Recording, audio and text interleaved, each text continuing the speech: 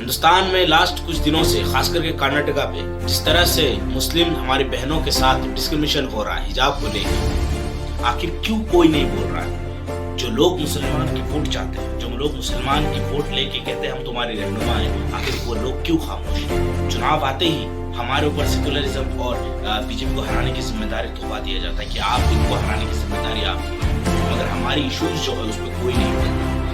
इस वक्त जो सिचुएशन चल रहा है देश में, ये पूरे एंटी कॉन्स्टिट्यूशन चल रहा है। सरकार में जो लोग बैठे हुए गोडसे की विचारधारा के लोग, वो अम्बेडकर की विचारधारा को उठाने की कोशिश में लगे। अस्सलाम वालेकुम, आदाब। हिंदुस्तान में लास्ट कुछ दिनों से खास करके कर्नाटका पे जिस तरह से मुस्लिम हमारी बहनों के साथ डिस्क्रिमिनेशन हो रहा है हिजाब को लेके, और सिर्फ कर्नाटका में नहीं हिंदुस्तान के अलग अलग जगह में जिस तरह से मुस्लिम्स के खिलाफ जो डिस्क्रिमिनेशन हो रहा है, जो मुस्लिम्स यूथ को, मुस्लिम गर्ल्स को टारगेट किया जा रहा है, उस इश्यूज पे हमने सोचा कि इस पे कुछ बोलना जरूरी है इस वक्त। ये इसलिए क्योंकि हमने देखा हर चीज पे जब भी मुस्लिम इश्यूज हो रहा है, चाहे कर्नाटका के हिजाब वाले मामले हो या आज जो एक वीडियो वायरल हो रहा है, जो एक लड़की जब कॉलेज आती है बुर्का पहन के, उसके साथ किस तरह से डिस्क्रिमिनेशन किया जाता है, किस तरह से नारा लगाया जाता है एक लड़की को। मगर सवाल ये उठता है कि इन तमाम इश्यूज पे सरकार से लेके अपोजिशन तक क्यों खामोश है, आखिर क्यों कोई नहीं बोल रहा है। जो लोग मुसलमान की वोट चाहते हैं, जो लोग मुसलमान की वोट लेके कहते हैं हम तुम्हारी रहनुमा हैं, आखिर वो लोग क्यों खामोश है, ये सवाल करना जरूरी है। आखिर क्यों बैरिस्टर असदुद्दीन ओवैसी या जो मुस्लिम लीडर है वो क्यों बोल रहे हैं, बाकी लीडर कहाँ गए जो अपने आप को सेकुलर कहते हैं, जो इस हिंदुस्तान के संविधान को मानने वाले खुद को कहते हैं, आखिर वो क्यों खामोश है। इस चीज को समझना जरूरी है।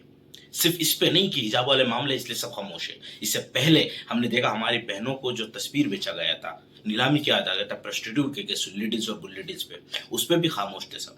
जो सेकुलर पार्टियों ने जो प्रोटेस्ट किया उस पर हमारी आइडेंटिटी तक छुपा दिया गया, कहा महिलाओं को नीलामी किया गया, मगर ये नहीं कहा कि मुस्लिम महिलाओं को नीलामी। तो इस वक्त इस चीज को समझना जरूरी है कि आखिर वो नेताओं क्यों खामोश है।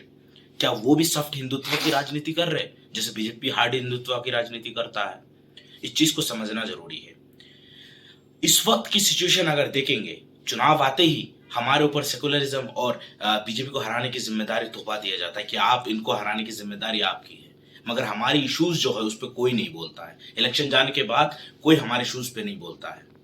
अफसोस के साथ ये कहना पड़ रहा है कि हमारा इस वक्त कोई भी लीडर जो सकोल अपने सेकुलर पार्टी वो मुस्लिम शब्द तक लेने के लिए इस वक्त अपना हिम्मत नहीं कर रहा है। आखिर क्यों, ये सवाल उठता है उन नेताओं पे जो हमारे वोट की मांग करते हैं, जो अपने आप को सेकुलर कहते हैं।